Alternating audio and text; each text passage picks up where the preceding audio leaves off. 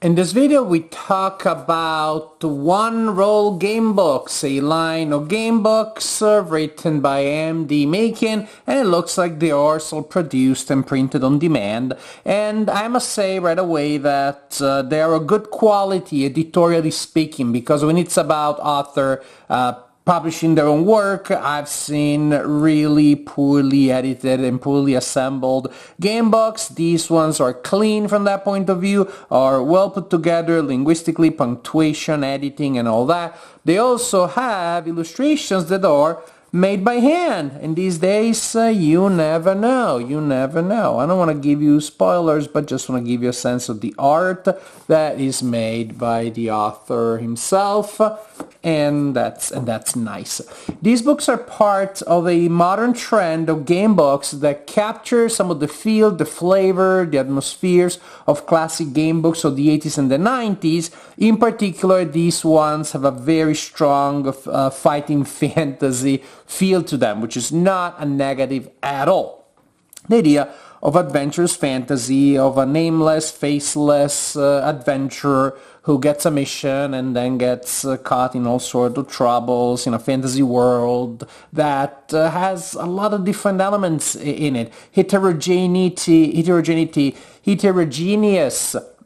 environments are definitely one of the strongest points of fighting fantasy. Now, they capture that, but they give you more complexity because now the target audience is most likely adult fans. And so, for example, this one here is 1,000 paragraphs, 1,000 number sections, Seeker of Valen Wreath, and then you have Betrayal at Black Market, which is 1,400. And another thing that differentiates them from fighting fantasy, makes me think of Lone Wolf instead, is that they're narratively connected. So the story that starts here continues here, and we're told at the end that it will continue further in the next volume. That also means that to avoid spoilers, I really can't tell you much about the content, especially this one, because I'll be spoiling you this one entirely. So let's just say that you start your mission working for a guild, and you're sent to retrieve a magical object. To do so, you will travel in this land. Here is the map at the beginning. I don't think it's a spoiler.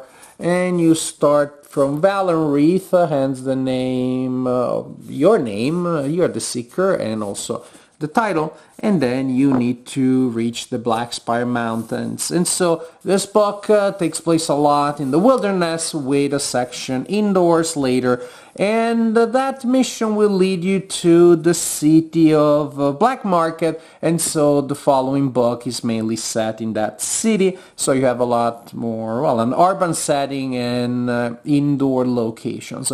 And after an initial section, this one here, the story kind of splits in two different ways in which you can approach the place where that what you seek is stored. And again, I gotta keep vague that way. Interesting enough, it also made me think, speaking of fighting fantasy, of sorcery, the four interconnected novels that are a spin-off of fighting fantasy, and the first one also is like open air, and the second one also is in a city, a dangerous, treacherous city. I don't know, maybe the third one will have connections with the third of the sorcery series of classic game books. We have so a game system. These are not purely narrative, and so you will create your character. Giving them points, and we're gonna have main abilities such as skill and strength, resulting in combat modifiers. Combat modifiers. We have skill and strength, and you're wondering, where are the health points? You have talents that will give you modifiers, so you choose kind of like a path here. And then you don't have a fixed number of health points. I know, isn't that weird? And we have an unusual combat system, which I found pretty complex and also complicated to learn, because the rules on how to fight are kind of like mixed together with the examples. So you have some rules and it shows you how they work, some other rules, and some of the language is unclear if it's metaphorical or not. And I had that conversation with the author online. He clarified, I meant critical. The past I meant critical hit, I meant it's a good hit, but I thought it was a specific category of a rule. So the combat is unusual, and on top of that, it's not explained super well in my opinion. So what I did, I created a diagram just to help me visualize and figure out how combat works, and I hope this will be useful to you as well, so you can just pause and refer to this diagram here in the future. So you start your battle by receiving 6 battle points and 6 health points. That's when you get health points, when you start battle, not normally. These battle points, each round you can choose to allocate them between attack and defense. So maybe 6 in attack and 0 in defense, 5 in attack, 1 in defense, any combination is fine.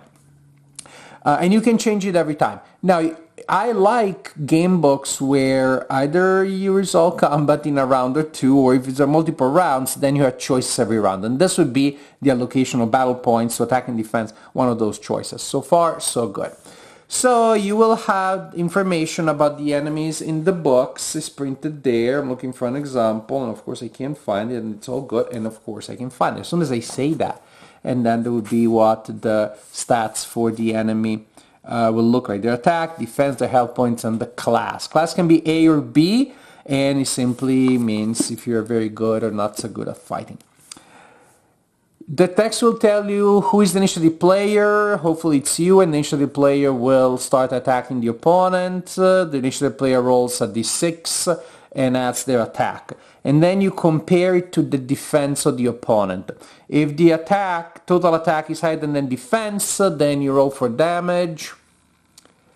And you check class modifiers, by which again it means somebody class A defending against somebody class B will have an advantage. You apply modifiers, and then you apply that damage. Then we see if the character who was just hit managed to steal the initiative. Basically, they get what's called a recovery roll. At that point, you roll a die for them, and you add the remaining health points, and you compare. If the total is equal or higher than the attack value of the attacker, now the person who just took a hit becomes the attacker. They take initiative. If the recovery roll is lower than the attack of the attacker, then there's no change. The attacker remains the initiative player remains the attacker. But suppose that the initiative player rolled their d6 and their total attack is equal or lower than the defense.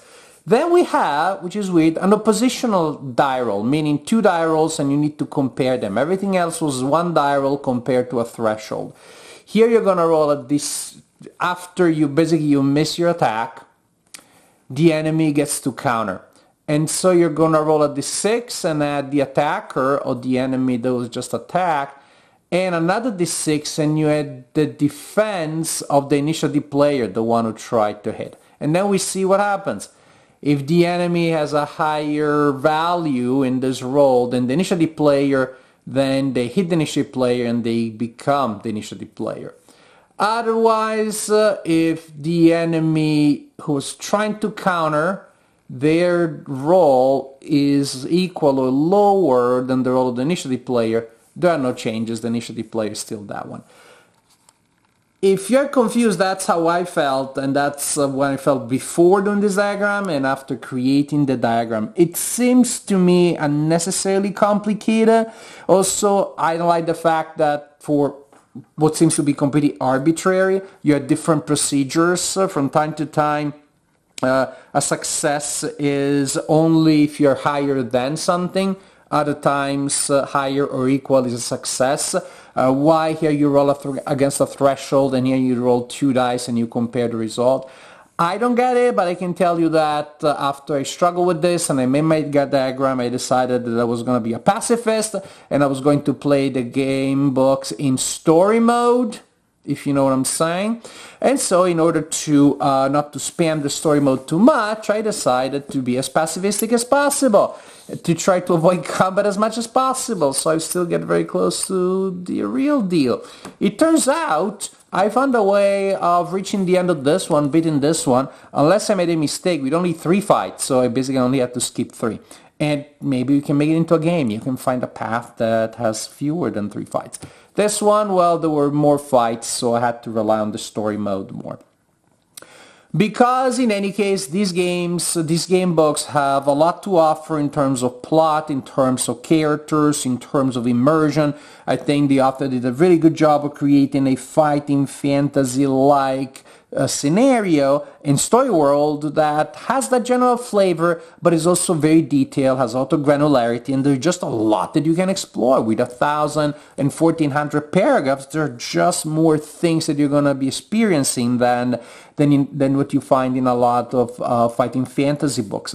This one also has some elements that more explicitly seem to come from video games. So there is a notoriety factor, for example. And so pretty much reminded me of Assassin's Creed or Red Dead Redemption. And so depending on what you do earlier, people may recognize you, which may be good or bad. There's even a section with like a notice board where you can pick up random quests, side quests, and then you can just spend as much time or as little as you want exploring different aspects of the city. They both again feel like enhanced fighting fantasy from the point of view of the story and the landscape and the general sense of immersion, which I like a lot. I like the story, I like the character, I like the challenges. There are interesting puzzles, there are secret passages, code words, all the good stuff of fighting fantasy in a modern perspective and enhanced perspective. I'm not a fan of the combat system, and so I decided that I wouldn't be spending a lot of time doing that. And even that, there were still a lot of things that I enjoyed about The Secret of Valen Wreath and Betrayal at Black Market. I definitely look forward to see where the story goes in the next volume.